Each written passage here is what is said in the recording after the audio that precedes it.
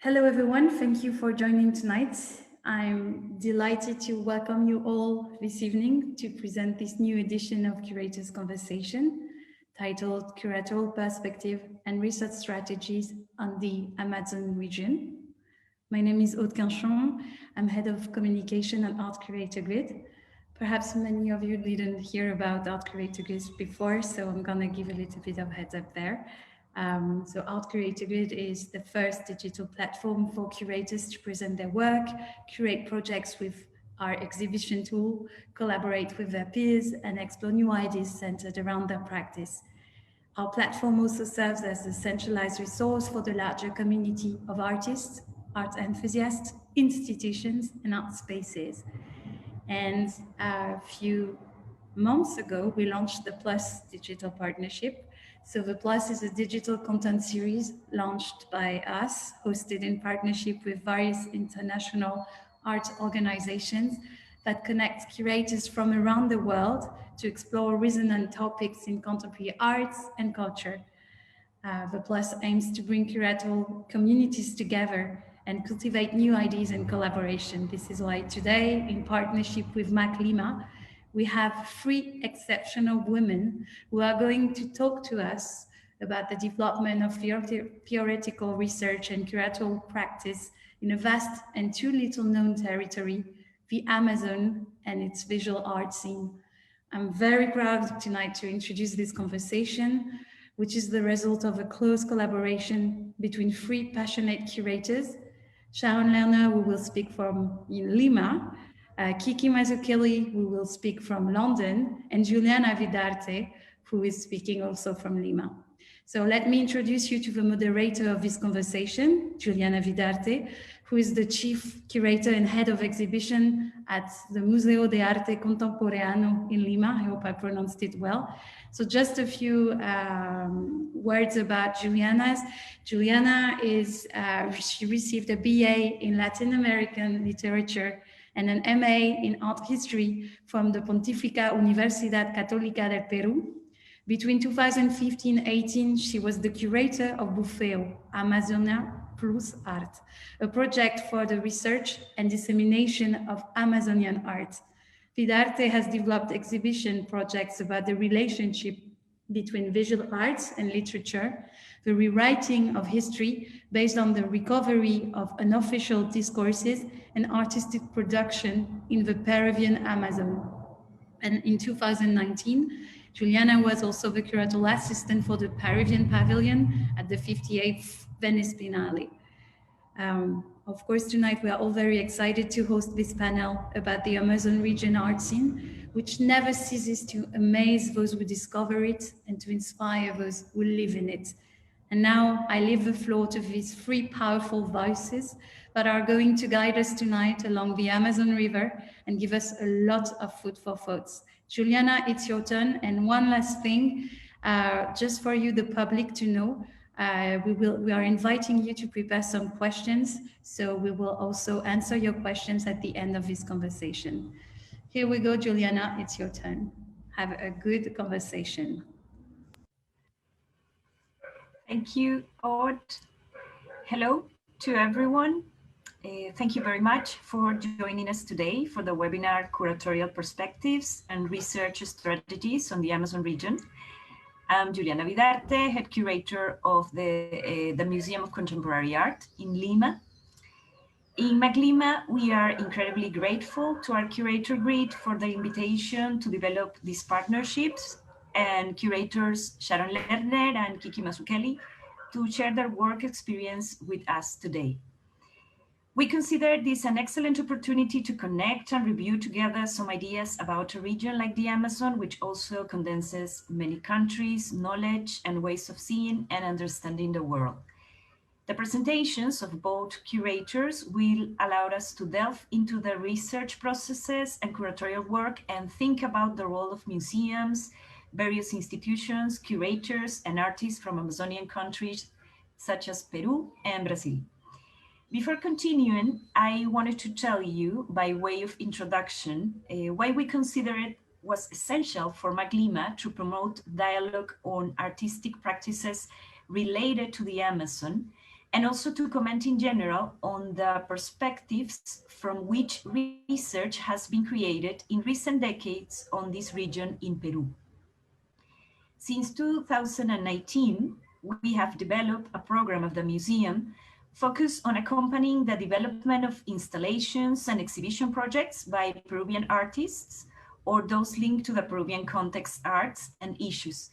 In 2021, we hope to present one of these proposals, the bioinstallation Des Bosque, Desenterrando Señales, by the collective Fibra, composed of Janine Tapja, Lucia Monge, and Gabriela Flores, which in collaboration with oyster mushrooms generates a space in which humans can experience the intensity and the dimension of the deforestation of Amazonian ecosystems through light and sound stimuli.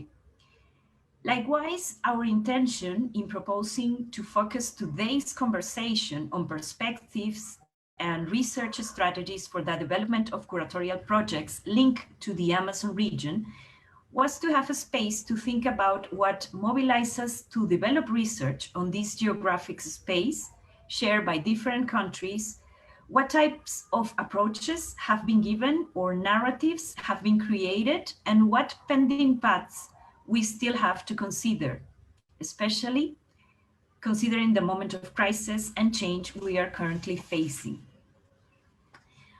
When developing curatorial projects, we can review, analyze, and highlight discourses and narratives generated from artistic practices.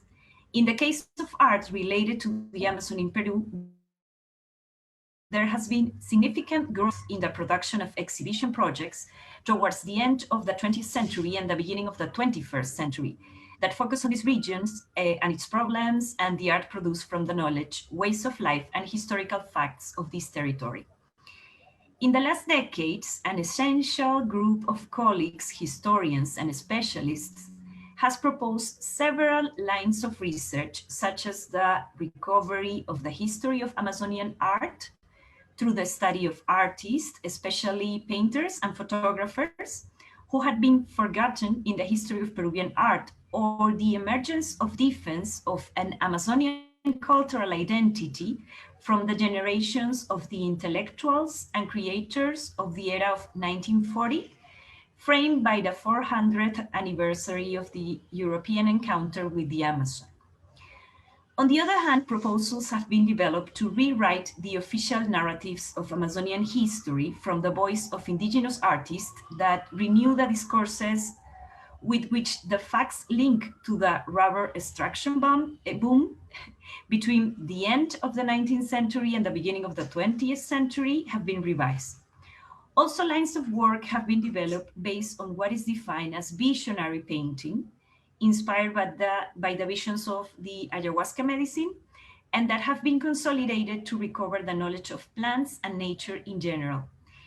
They have also developed projects linked to the complex relationships established between animal, plants, humans, or the concepts of nature and culture in the Peruvian Amazon, which is condensed in mythical narratives. These creators illustrate the myths and establish relationships of dialogue with other spaces of knowledge, making it possible to update this mythology and promote its dissemination and discussion.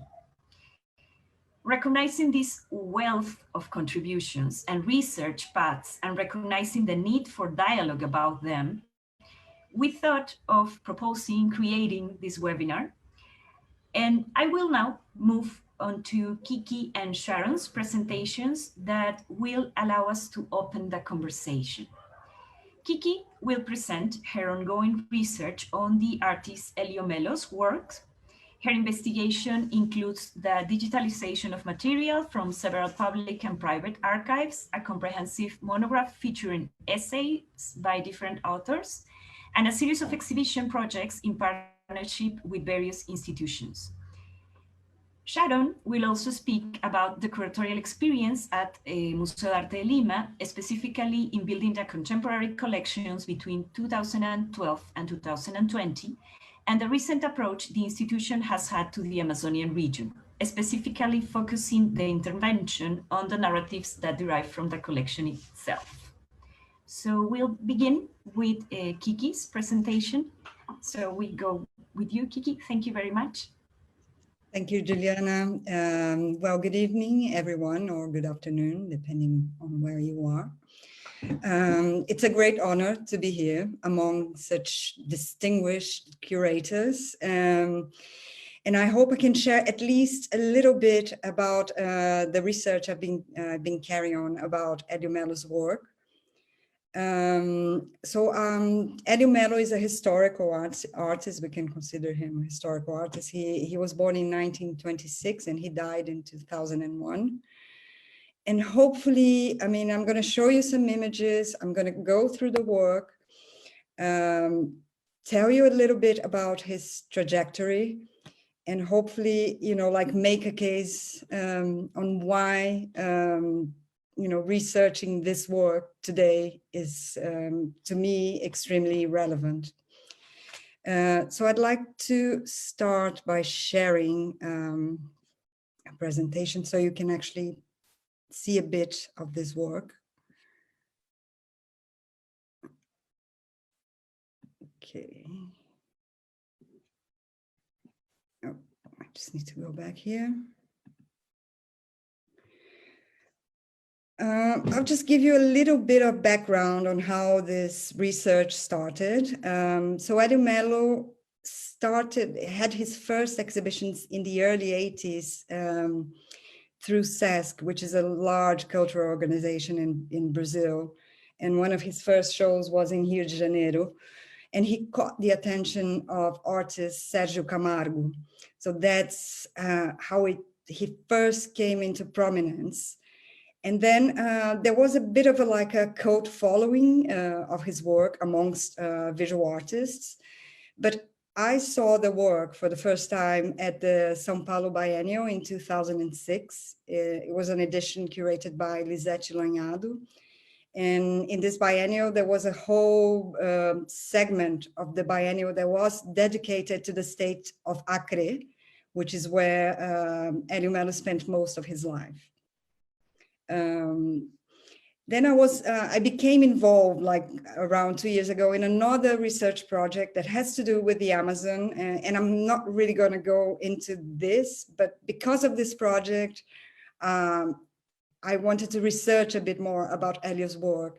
And actually I faced lots of challenges because first of all, in São Paulo, it's very difficult to see this work. I mean, I hadn't seen it since the São Paulo Biennial. It's not kind of work that you see in group shows or, you know, it kind of completely went off the radar after the biennial. Of course, there were a few collectors who were like buying this work, but on a public sphere, it kind of completely disappeared. And then, so I started this research, and I met the person, the researcher based in Rio Branco, who actually carried out the cataloging of the work a few years ago. She was commissioned by the Ministry of Culture in Brazil to do that. But this cataloging was still not complete. And in this, let's say, year and a half that we've been, she's working together with me. She's in my research team. We managed to find some kind of really valuable information and to locate other artworks in collections, even outside Brazil. So I'm going to talk about that a little bit more. So basically the research involves like expanding the cataloging and hopefully managing to do a complete cataloging of the works. We're also digitalizing all the bibliographical material. And this is coming from some private archives of people who are close to Elio, of Elio's daughter who holds who is responsible for the state and has a lot of material in her house, but also from public collections, mainly in Rio Branco. There's quite a lot of valuable archival material about Elio's work. So in the first phase of this project, we're doing this. The idea is to create a digital platform that's going to be accessible. Second phase would involve the publication of an extensive monograph, as Juliana mentioned. And on the third phase, we're going to start doing the actual exhibitions of the work, which is still in negotiation. So back to Hélio Melo. Hélio Melo was born in a place called Boca do Acre. And you can see that in the map that Boca do Acre is in the state of Amazonas. So he wasn't born in Acre, but he was actually born in a rubber tapping plantation. And he was in a bit of a better economic situation than other rubber tappers because his family owned the rubber tapping.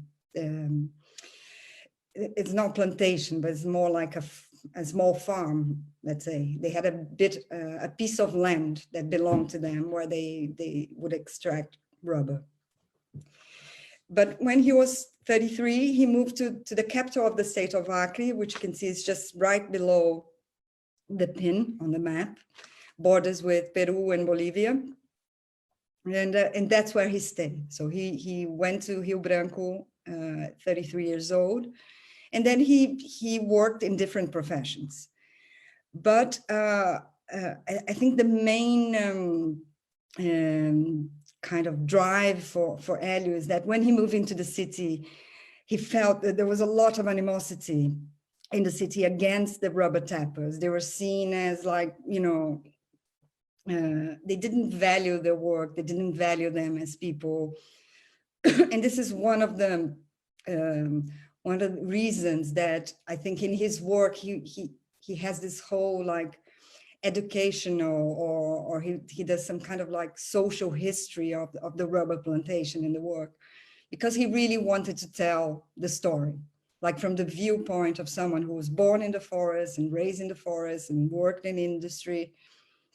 So this is something that we're going to see in the images that I'm going to show to you. So this is probably Hélio's most renowned work. It's called the Forest Highway. And here you can see the rubber tapper. He's approaching this massive tree with those weird branches. And what these branches represent, actually, they're actually a map of the path that a rubber tapper has to walk in one day's work in order to reach his quota of rubber extraction for the day. So the way rubber tapping industry works in the Amazon region is that it's very labor intensive and it's very artisanal in a way, because the trees cannot be planted close together. They've tried to do that during the rubber boom in the 19th century, but it doesn't work because in the Amazon, there's some kind of fungus that if you plant the trees together, they die, basically. And then there's a whole other story, like how the British stole the seed and managed to do intensive plantation in Southeast Asia. Anyway, but this is a super beautiful work, and I think it shows some of the characteristics of Hélio Melo's work. They're really kind of iconic, you know. So the use of natural pigments, you can see the painting has a kind of ethereal quality, a certain light that, you know, like many critics call the Amazonian light, but also this kind of almost surrealistic element, you know, like this tree, there's something else, there's a map. I'm just going to advance a little bit because I don't want to be too long here. So one of the things that's very typical of Hélio's work is also like to depict the work of the rubber tapper. And in this case, you can see the tools that are used. And some of these tools are all, you know, like very artisanal tools, like very basic tools. This is also something, this work, for instance, it was done on a yellow paper. That's why it's got this yellow background. But this is a very detailed portrait of the house of the rubber tapper in the middle of the forest. And I think many people at the beginning, people tended to associate Hélio's work with this idea of naive art. And but I think, you know, as we're going to see in these images, this art is nothing, you know, it's not naive at all, you know, like there's lots of critical content. Elio was very politically engaged, especially from the late 70s onwards, which is when deforestation of that region started to be really, become really critical. And then it's also like the beginning of the more, let's say, sustainable practice of rubber tapping to a cattle ranching economy. So this entailed, you know, lots of deforestation, and it's today, you know, like it's still the biggest driver of deforestation, at least in the Brazilian Amazon, is cattle ranching. But also, let's see, and here I think we can also see the, you know, the kind of like surrealistic element. You have this donkey up a tree. But this is also a very kind of humorous. I mean, I think it's important to say Elio's work is very humorous, social critique. And he talks a lot about the conditions of rubber tapper workers and how they were exploited.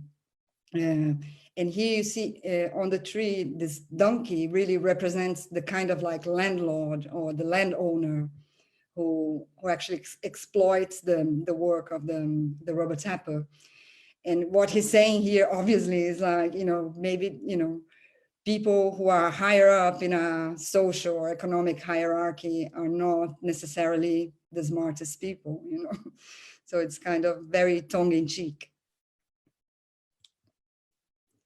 Here we have again this figure of the donkey, like he's just lying on his hammock and looking at other people work. And then I just wanted to mention briefly this whole didactic aspect of Elio's work, because he was very much involved from, as I said, I think from the early 80s onwards, in trying to inform people, you know, like to give an insider's view of what was really going on in the forest in terms of the work of the rubber tappers and the kind of conflicts with cattle ranchers and this whole transformations, but also the traditions of the Amazon region. You know, even though he wasn't an indigenous artist, Elio's family probably, I mean, it's not really known, but he was born in Amazon, in the state of Amazonas. His family probably migrated still in the 19th century. There are lots of waves of migration from the northeast of Brazil into the Amazon, like people who are really affected by droughts in the northeast and looking for work in the Amazon region. In any case, I just wanted to show that because this is something that he did several of those, we can call them textbooks. They were educational books. This one talks about the mysteries of the forest. So it's all about the myths. And even though he wasn't indigenous, like this mythology is part of the everyday life of people who live in the forest. And then I think this is also another significant image in Elio's work, which is this kind of not anthropomorphic, but animal-morphic tree. You can see there's like this cow springing out of the tree. And this is, I mean, this portrays this moment of transformation when the forest is becoming, you know, a place for cattle ranching. So the cattle is invading the forest.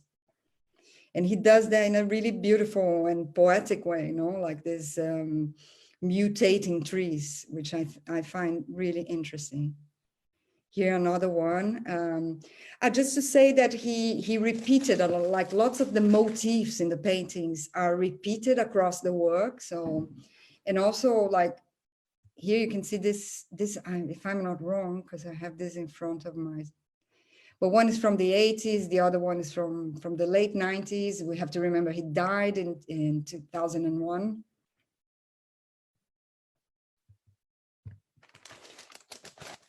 This is another example, I think, especially there was this moment when the conflicts with illegal loggers and cattle ranchers became, it's something that was becoming even more intensified, like from the 90s onwards. And then he was very keen to defend the forest, and he had a very close political engagement. He was, I think he was one of the founders of the Labour Party in Acre in the 80s. And then he was very close to this idea of what we called reservas extrativistas, or extractivist reserves. Basically, this idea that was promoted by Chico Mendes, one of the main environmental leaders in the region, who was actually assassinated. It was one of the first leaders that, whose murder gained lots of media attention at the time. So this image just shows, it's very literal in a way, but you see the forest burning and the animals are crying. This is another one more tongue-in-cheek and kind of, with social content, an image with more social content. And this is the congressman's dog before and after the elections. So you see these two moments on the left when the politician's trying to gather votes for himself. And then on the second, the right half of the image, you just see hasn't done anything, abandoned. And it says dog because I think it doesn't translate well into English, but maybe it does in Spanish. We say o cachorro do deputado. You could be calling the congressman a dog, it's a way of saying this dog. And then finally, I think I'd like to finish with this image, which to me personally was one of the greatest discoveries of this research so far. So we made contact with a priest in Rio Branco, who in the 90s, early 90s, or late 80s actually, brought Hélio Melo to Italy and commissioned him to do a whole series that we're still looking for, we still haven't been able to find, but the Via Sacra. I don't know how to say that in English. I'm not a very Catholic person. But anyway, and so Hélio spent a considerable amount of time in Italy. And during that time, he stayed with this family, this Italian family, and they actually ended up with lots of works by Hélio. And among them is this one, which is an image that we haven't found anywhere else, which shows what we call empate. So empate was a technique of peaceful protest, peaceful environmental protest that was promoted by Chico Mendes. It's one of the, one of the strategies that he devised at the time. And it basically consists of gathering a lot of people. When you hear that, oh, they're gonna chop down that bit of the forest. So all the people gather together and they do a kind of peaceful protest, and they talk. It's about talking with the workers who were commissioned to cut down the trees and explain to them. So it's very kind of didactic and peaceful. And at the time, apparently, it was achieving very good results. So I just want to end with this very beautiful image, and I hope that this work you can appreciate it as fully as I do. I'm very passionate about this, and I think today is still very relevant, if not more relevant. Thank you. Just try to stop sharing here. Thank you, Kiki. Thank you very much for guiding us through those amazing images of Elio Melo's work. Now we will move on to Sharon's presentation. Hi. I would like to thank Lima and Art Curator Grid for this invitation to share today some ideas on curatorial practice. And in my case, specifically, focusing on a particular theme developed while helping build the contemporary collection of the Lima Art Museum, an institution locally known as MALI, between 2012 and 2020. In this sense, and given the topic suggested for this conversation, I will focus on the relatively recent approach the institution has had to the Amazonian region, centering my intervention on some of the narratives that derive from the collection itself. In this sense, the presentation is going to be quite different from Kiki's, because it's not going to be an in-depth analysis of a certain artist, but more like an overarching panorama of a practice and of an institutional practice. And I will share a presentation with you today.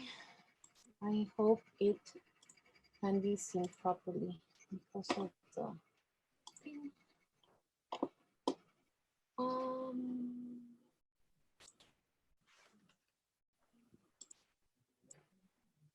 okay.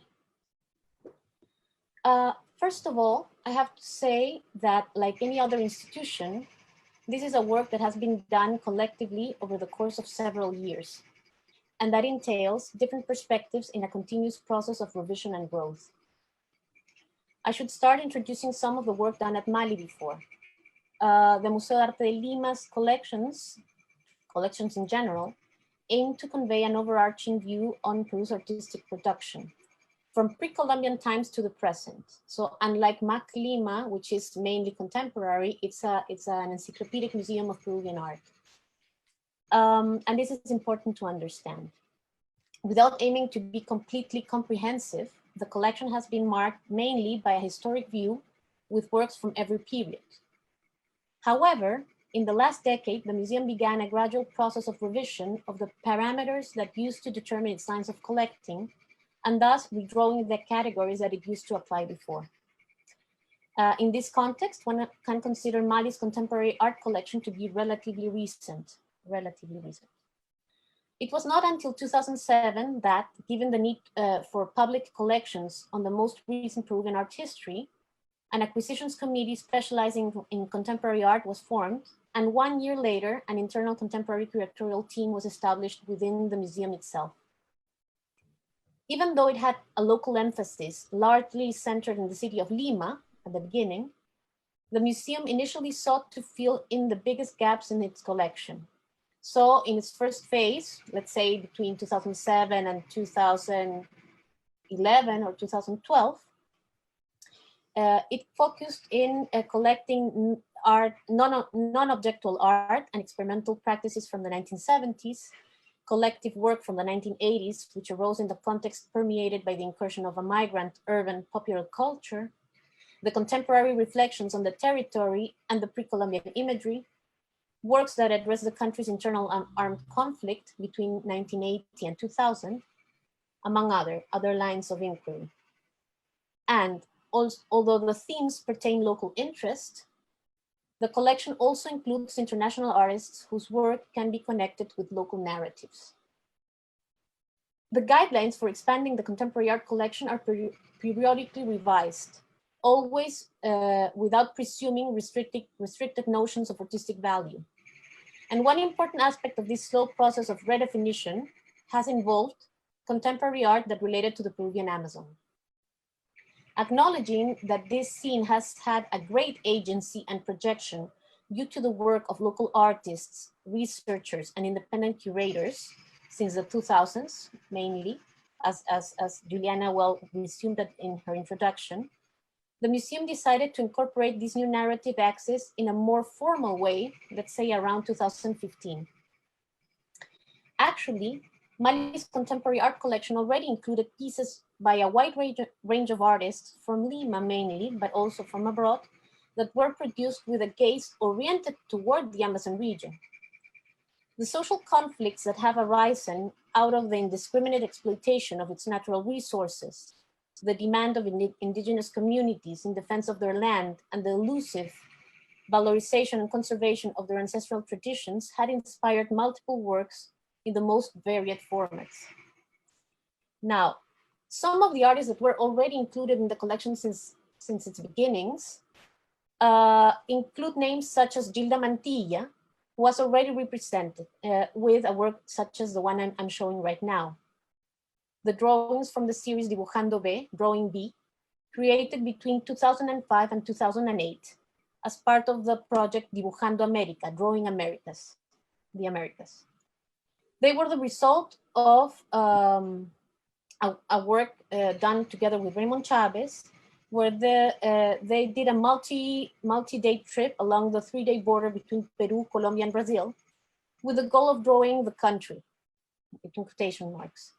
For this task, the artist chose to focus on very specific details of the flora, the spaces, the city spaces, and the people she encountered along the way, in an effort to somehow counteract the image of the tropical Amazonian setting offered to us by the mass media or the tourism industry. Other work by the duo, acquired later, is An Uncomfortable Seal, a video created in 2011 based on the exploration of a set of images and documents found in the Amazonian Library at the Centro de Estudios Teológicos de la Amazonía and the library of the Instituto de Investigaciones de la Amazonía Peruana in Iquitos between 2010 and 2011, which they decontextualize to question the possibility that they might document, between quotation marks, a term that as hard to pin down as that of the Amazonia, also between quotation marks. Using these documents, Chavez and Mantilla have produced hybrid videos, half fiction, half research, which challenge not only the truthfulness of the images, but their ability to represent a given space, a given place, but further still, the pair's own authority as artists to speak about a context that is ultimately foreign to them, leading them to raise questions regarding how spaces are constructed by images. Another artist that has long been in the collection, but also is a seminal figure in the history of contemporary Peruvian art, is Francesco Mariota. Because of different reasons, I'm not going to go deep into that, but Mariota is a seminal figure in many different lines of inquiry and has motivated a lot of collective work in the local context. But in this case, for example, we can find a very different approach in his work that focuses in the increasingly common ecocides that are taking place in the Amazon. The protagonist of Mariota's installation, this installation called Gaia, are fireflies, coleopterans that the artist uses as a metaphor for humankind's impact on nature. For Mariota, the firefly is an indicator of the environment's condition, one that he has used since the 1990s as an excuse to imagine new exchanges between the technological and the organic.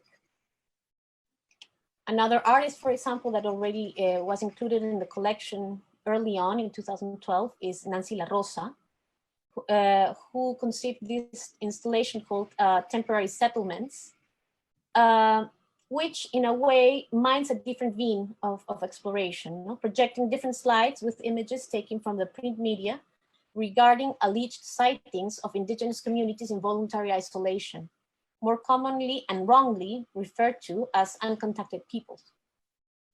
With this piece, La Rosa offers a poetic statement on the power relations existing in systems of representation, as well as the limits of record keeping when it comes to seemingly alien cultural situations. Nevertheless, it was not until 2014 that the first two pieces of contemporary indigenous Amazonian painting were incorporated into the collection, both by the Huitoto Bora artist Bruce Rubio Churay. One of them the one that we're seeing, is entitled Sala de la Cocamera y la Investigación. And it could be read, and this is an interpretation naturally, as a commentary on the ideal of the enlightened representation held by one of the premier institutions of modernity. It could be applied to the museum. This large format piece, painted in natural colors on a cloth made out of the bark of a tree called yanchama, shows the visit of a group of young anthropology students to the indigenous community of Paucarquillo to study their way of life. With clear irony, or some irony, the painting questions the modes of representation of Western culture as a source of knowledge. The researchers are represented or presented as self-absorbed characters, either staring at nothing in particular or at their notepads, yet surrounded by invisible beings that they aren't able to fully perceive. Here it's worth noting the revelatory potential of Rubio's painting. Mali's historical collection did not have any pieces from the indigenous communities of the Amazon until this point, although there were some colonial or even pre-Columbian pieces that came into contact with the representation of the Amazonian imagery. Nevertheless, the Amazonian imagery itself, in the sense of the region's own cultural production, was inexistent. Another work incorporated shortly after is El Corazon De Los Barones del Caucho. So it would be translated as the heart of the rubber lords, the heart of the rubber lords, I think. A piece by Yaguarcani that was based on the stories told by his grandfather, Gregorio Lopez, on Huitoto memories of the Putumayo genocide during the period of the rubber extraction for the Casa Arana. This work can be, for example, put in context or contrasted with other kinds of work or accompanied by other kinds of work like this one, called The Skin of Labor, which is a reflection done by Ecuadorian artist Adrián Balseca, a video that, in the words of curator Florencia Portocarrero, constitutes a first work, I'm translating on the go because it's in Spanish, constitutes a first work in which the artist researches on the rubber exploitation and its impact both in the technification as well as in the precarization of the human labor. In the video, the artist confronts the viewer with an uncertain landscape that is actually a rubber plantation in the Ecuadorian Amazon, an area that is currently almost completely reserved for oil exploitation. And of course, there are identifiable motifs that run through the collection. One of them is a relationship with the environment and the visionary. Many of the pieces that evoke cosmovisions or healing processes open up the possibility to rethinking our relationship with nature. I'm not gonna do an analysis on this piece, but this is a piece by artist Dimas Paredes Armas, who is a visionary painter from Pucallpa, and that belongs to a school of painting locally known as Uscoaia. For Amazonian indigenous citizens, the cosmos is a universe made up of a multiplicity of worlds, inhabited by visible and invisible beings with whom people can communicate through the intervention of shamans in order to preserve the natural balance and their own welfare. Another identifiable motif is that of the visions obtained through the use of the mother plant or ayahuasca, in some cases a practice of traditional medicine. Another central motif, in the case specifically of the Shipibo imagery, is the cane, a traditional design that can be found on ceramics, textiles, musical instruments, weapons, and body paint. Cane, declared part of the nation's cultural heritage in 2008, is done primarily by women, and the designs are created after ingesting ayahuasca, inspired by dreams, or are obtained also through the ritual application of piripiri drops, as is the case with the Shipibo cane artist Olinda Silvano. The energy obtained from these powerful plants takes the form of labyrinthic designs associated with the serpent, the ronin, primal boa, the Southern Cross, or the luminous visions that appeared during ayahuasca experience. Each design is original and unrepeatable. They are traced spontaneously without making a preliminary sketch. Here we have an example of a very recent work by Silvano that entered the collection just last year. And it is really beautiful because it's a textile that has embroidery, and it has been dyed with natural inks.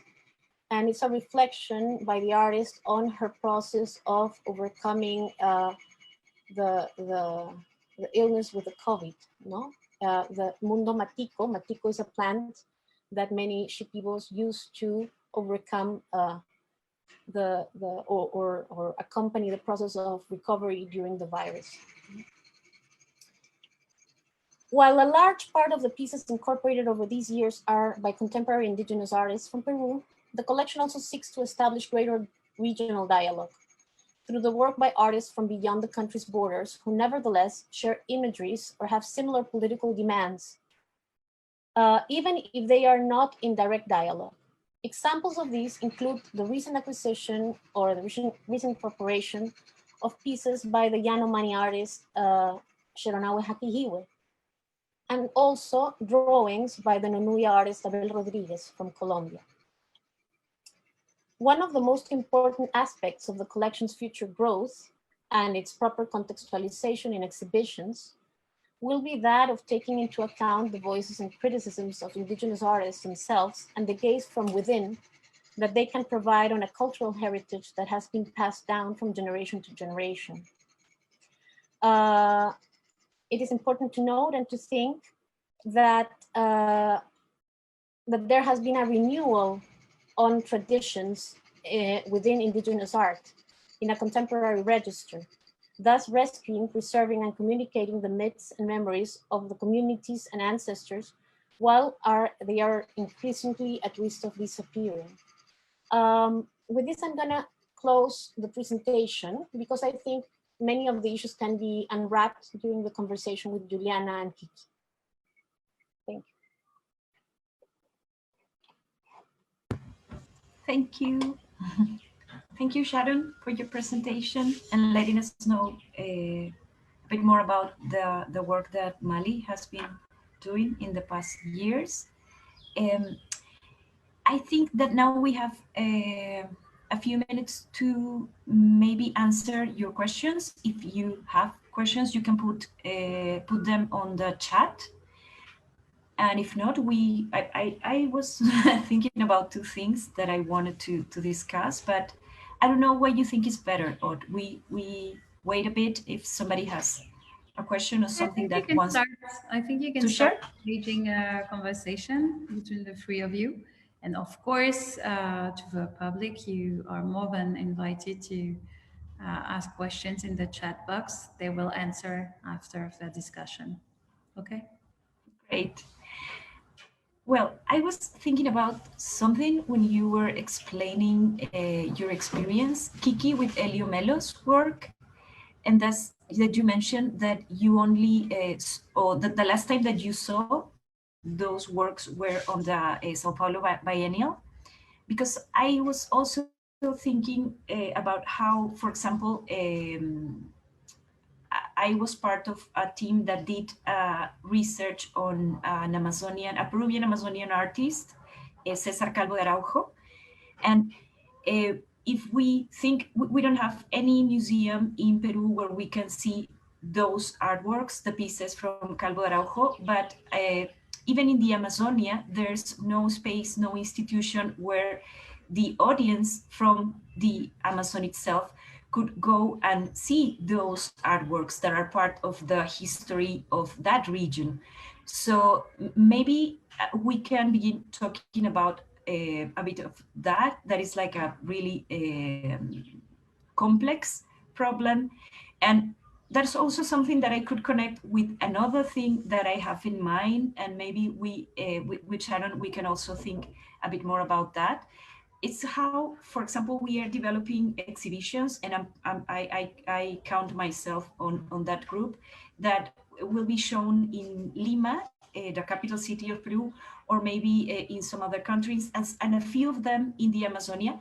But when we develop those research, and then we are developing also exhibitions, how can we have the need to transform those exhibitions when they are going to be shown on the Amazonia?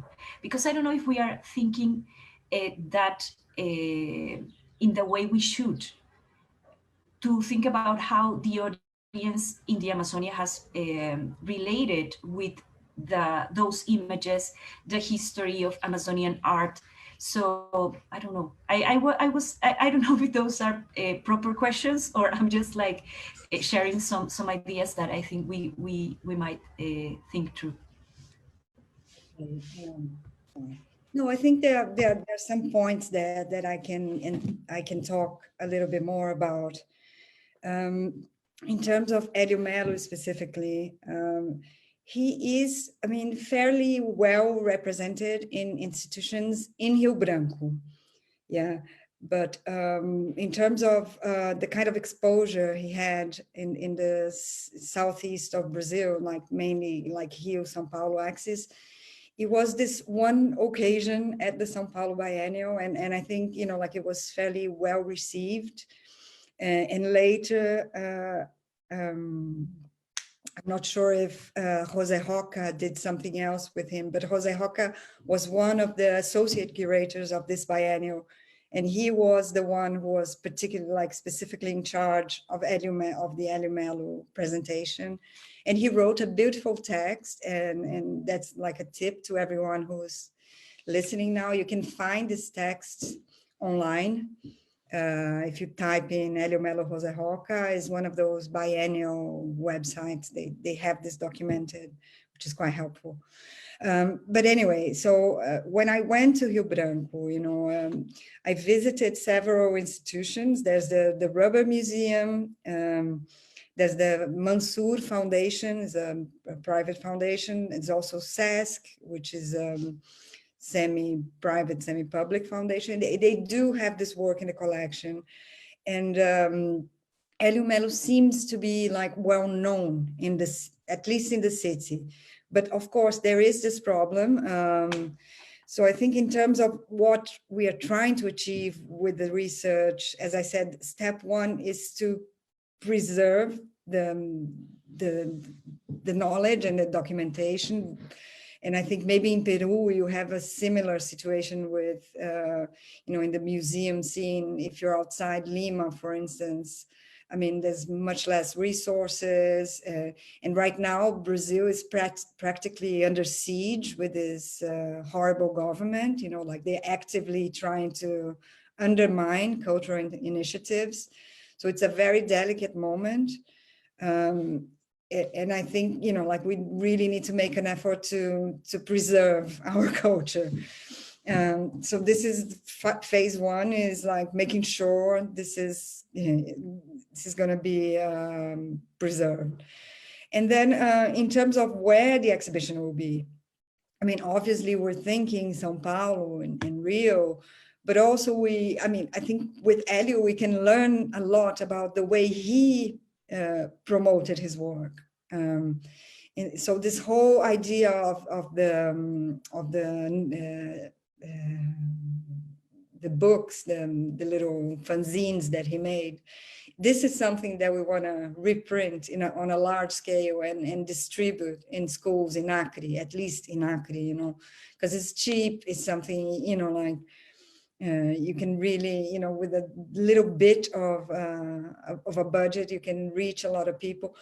But one of the things we were discussing as well, it's maybe to make reproductions of the works somehow, you know, because like great majority are works on paper, and maybe to do some kind of traveling exhibition in the forest, you know, in the communities and villages in the forest, in the state of Acre, to bring this this work, because obviously we don't have the kind of conservation conditions to take this to the middle of the jungle, but this is something that we're thinking about.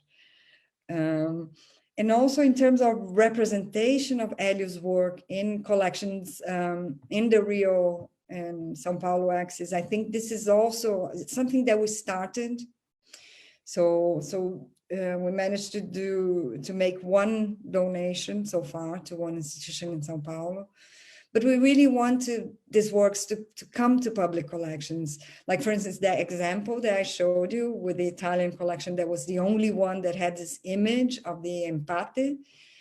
I think this work needs to be in a public institution. And I mean, it's a long negotiation, but something that, you know, like it's important, and maybe, you know, let's try to.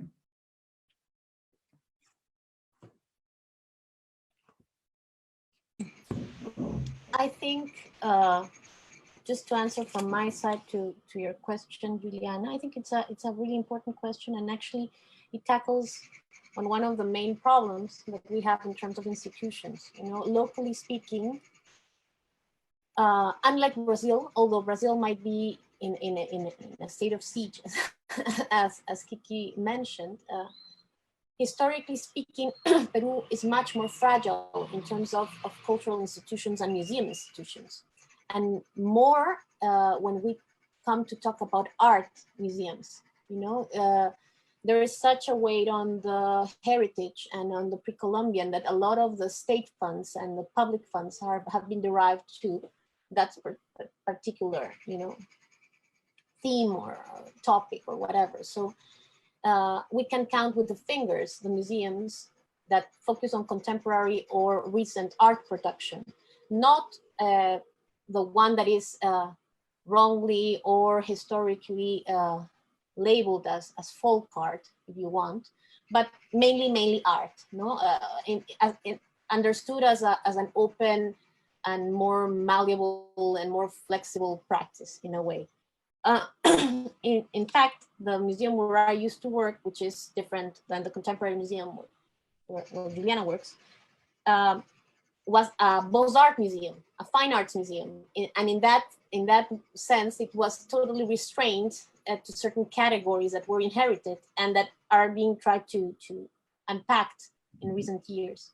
And that constrains a lot the way you can work around certain issues. And for the specific question on how to present these things in the Amazon, for example, right now, for example, the Mali has focused on collections, but the pending question is how to present it and how not to speak for the other. And it's a really delicate issue. And it hasn't been solved completely. And that's why I think I finished my presentation with, or not at all, my presentation with that paragraph speaking about how once the collections are being activated, you need to incorporate the actors, the creators, the voices to help mediate certain kinds of presentations.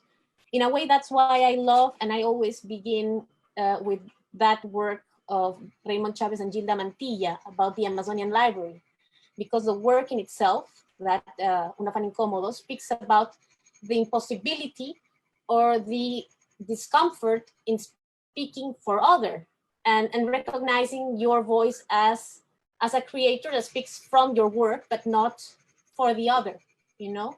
And that, I think contemporary art gives you that possibility to work around those creases. First of all, in terms of how to work in the regions or outside Lima, there needs to be more infrastructure. It's different to do a temporary exhibition that you can work inside and then dismantle, and then talking about building collections that are going to be shown publicly forever. So those are those two different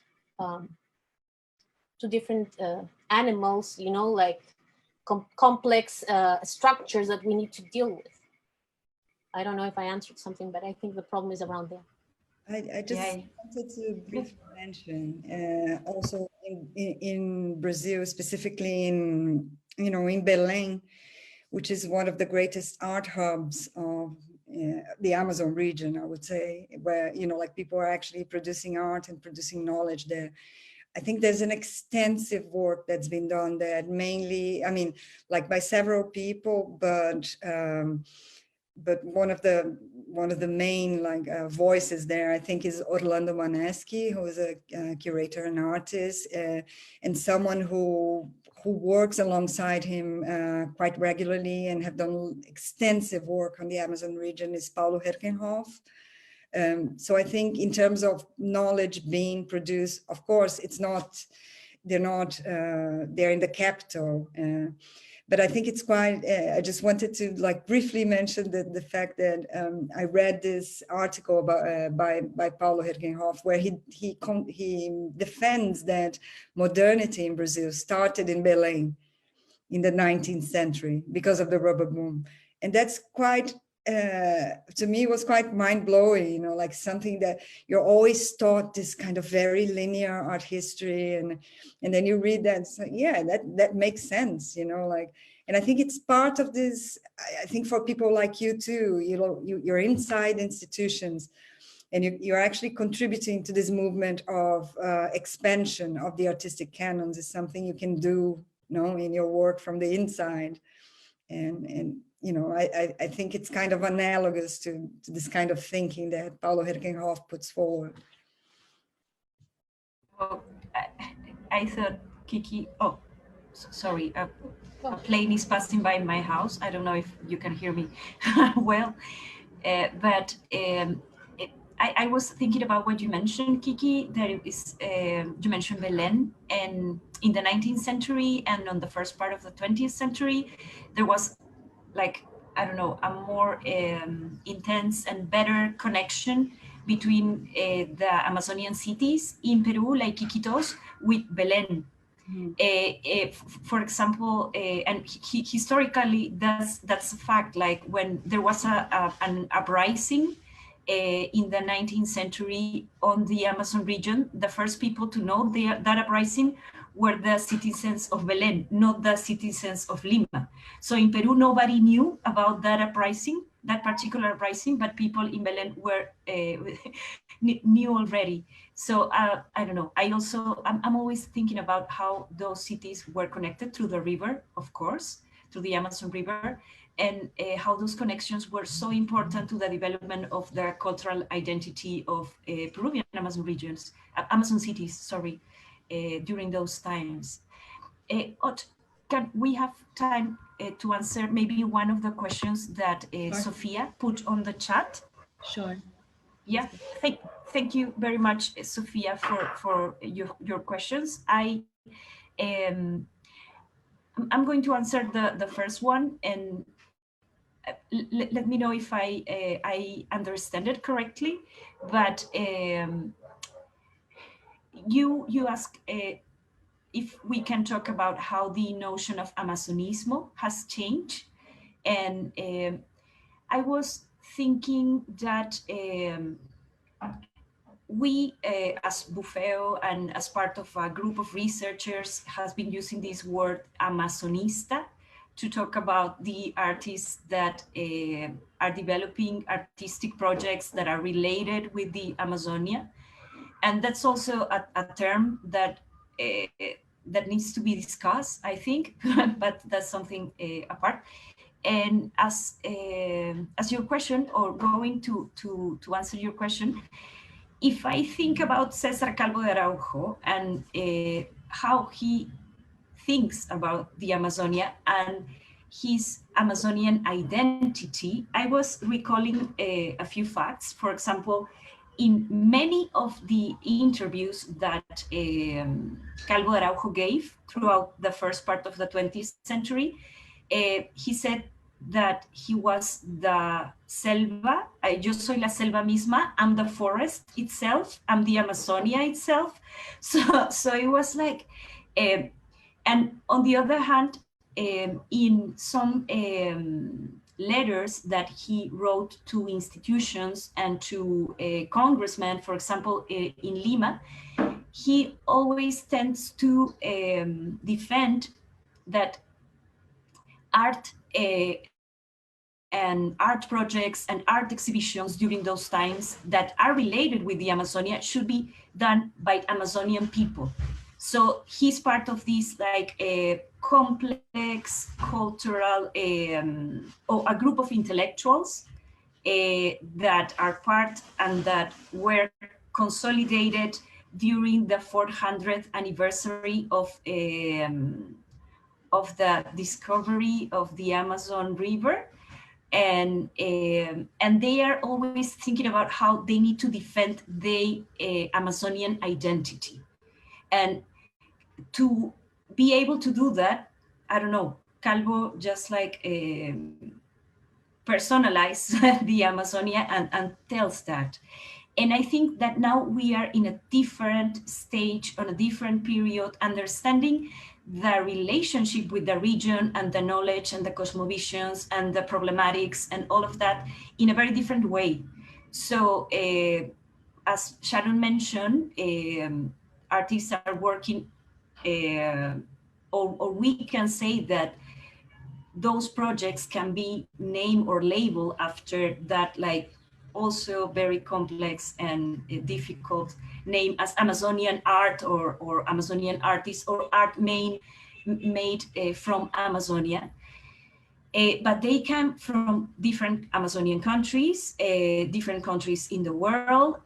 Some of them, in the case of Peru, came from Lima. Some of them are indigenous artists. Some of them are artists that were born in the cities of the Amazon, like Iquitos and Pucallpa. So I was thinking about just that fact, that now that notion of, no, I'm Amazónico, yo soy Amazónico, I'm Amazonian, you're not, and we need to defend our Amazonian identity.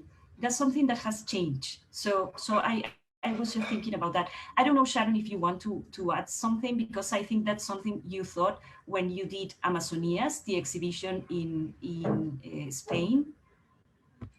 Yes, because when we were starting to incorporate artists that weren't in the collection, that maybe came or were born in the Amazon in different parts, cities or not, we decided that we were not gonna do a specific compartment in the collection for Amazonian art, because that's a problematic term, and we have discussed this before.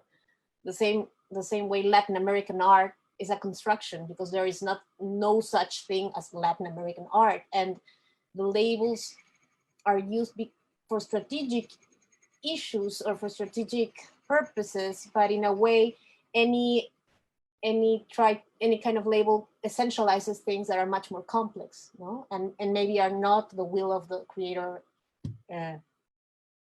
herself. So the idea of using terms, sometimes, that's why in the collection we talk about narratives, so we try to talk about narratives, and things can be mingled in different ways.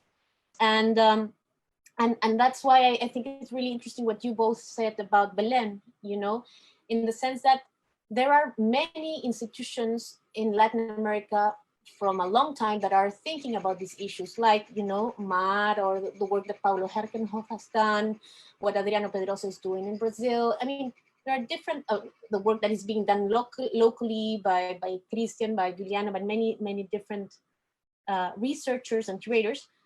But there hasn't been, I think, yet many researchers that do this cross pathing in general, because although we live in a global world, we are still circumscribed into our nation states and the different regions and identities that are within that. And I think there are many crossovers that might be really interesting to work in with a historical basis as well, But labels are complicated.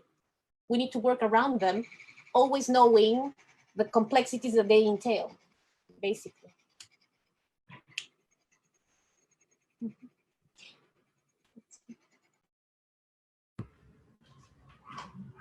I don't know, do you think we can go to the other question, or we should wrap up here? No, you should go to the other question.